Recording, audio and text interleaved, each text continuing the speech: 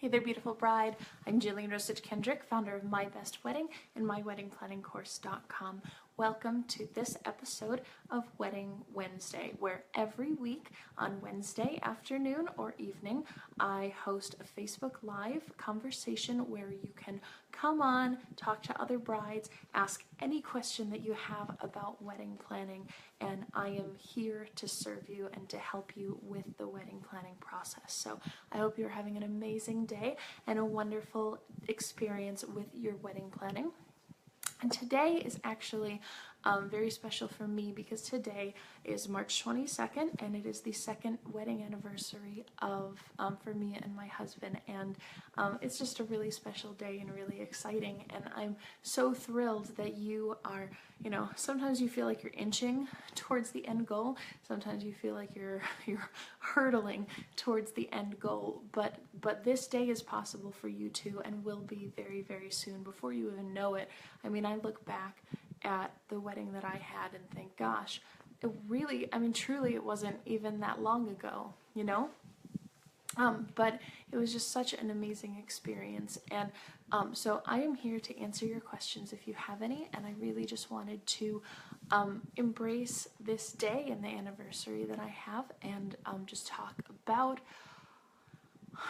having an actual wedding, what it felt like to go through the wedding planning process, and just some reflection on that time of my life, because I know that that's exactly what you're going through right now. So there were times when I was wedding planning that I felt overwhelmed and exhausted and I hated it. There were times that I was like, screw this, I'm done. I wash my hands of it, let's elope. There were times that I felt like, yeah, I've got this. I'm an adult, I can do this, I've got everything handled. And then there were other times that things came super easy and came super naturally to me. In fact, one in particular that I remember is going over and planning our seating chart for our wedding. In particular, I had talked to a couple of my other girlfriends and realized that the seating chart was like a really big argument for them and their fiancés, and so I was very nervous and kind of had that expectation that the process of choosing your seating chart was going to be very difficult. But I had that expectation or that assumption entirely based on their experience and not based on my own. And it was a really good lesson for me to learn that, as women, we confide in our girlfriends, in our friends, in our family members, and you absolutely need that. We're not intended to go through life on our own or by ourselves, but you have to have kind of a discerning ear and be able to say,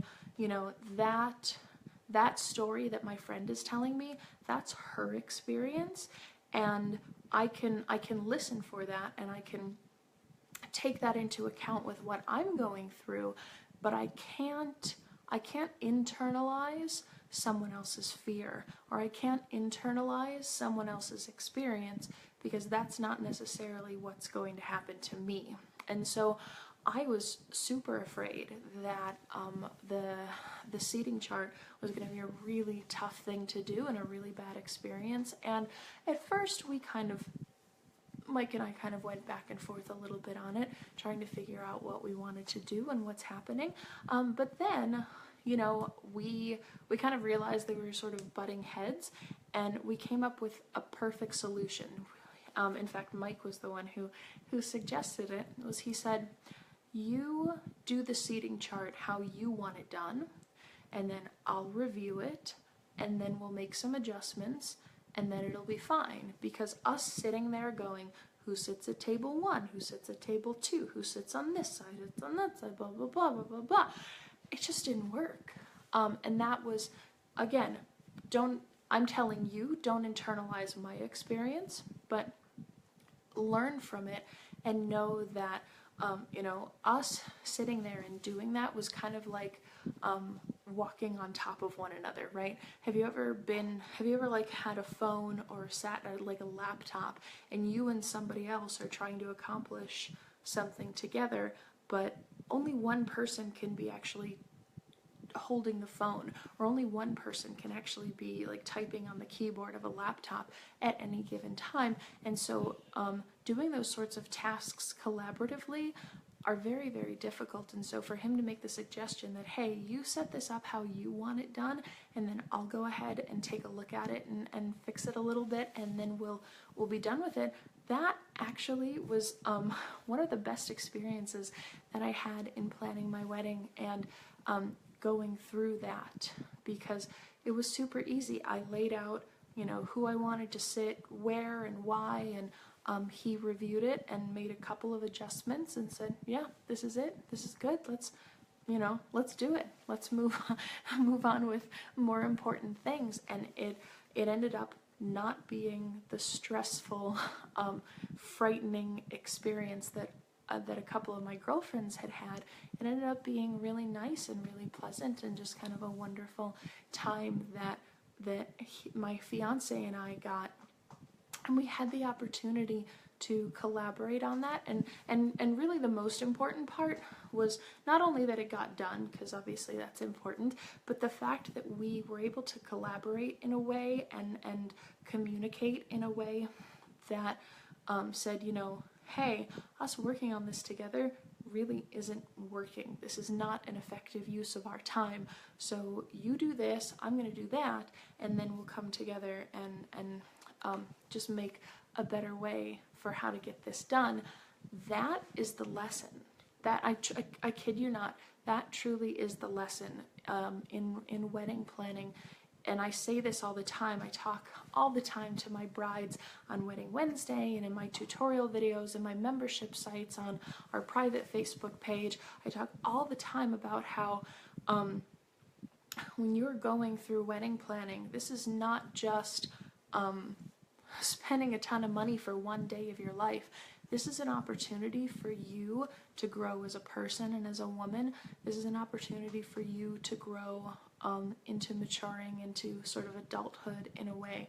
This is an opportunity for you and your fiance to grow together as one. And these little arguments, these little tasks, these little details, the things that have to get done, this is truly where the best stuff happens. This is where you get to learn how to communicate and to learn to do things effectively and to really grow together as a couple. So it's never just planning for one day of your life. It's taking the experiences and the lessons that you learn along the way of planning for one day of your life and applying them to the rest of your life, applying them to how you look for jobs and how you communicate with your future spouse, how you manage money, how you handle finances, how you're gonna raise your children, or whether you decide to not have children, all of that, how organized your house is gonna be, how you manage things together, and who is responsible for what portion. Wedding planning really is, again, I say this all the time, so much more than just a ton of money spent for one day of your life. It really is the preparation and the skill, and there's no like fast track to getting around it.